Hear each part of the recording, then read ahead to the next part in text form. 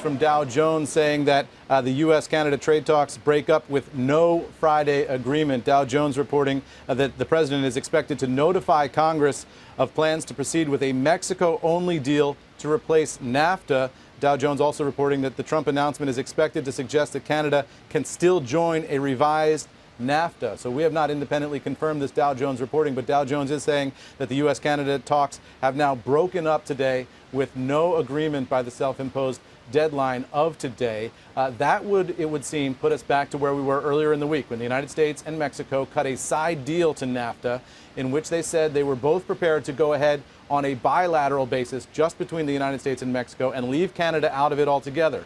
Both sides said that Canada was welcome to come into the negotiations and try to get into that deal and make it a trilateral deal by the end of this week. Dow Jones reporting now that that effort has failed and there will be no deal today. We'll expect to see something here to confirm this on the White House side at some point here this afternoon. I can imagine that that might be coming sooner rather than later, guys. No confirmation officially yet from the White House.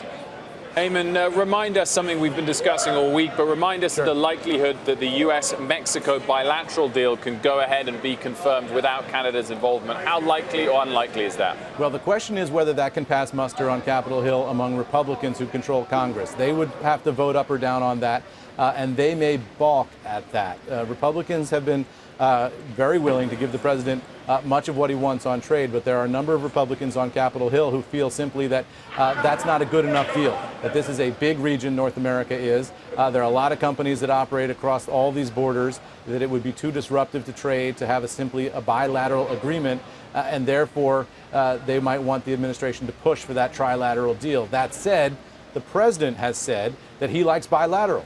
He likes one-on-one deal-making with somebody else in the room across the table from him or his team. And this is the president's approach, bilateralism instead of globalism. The president likes to negotiate one-on-one.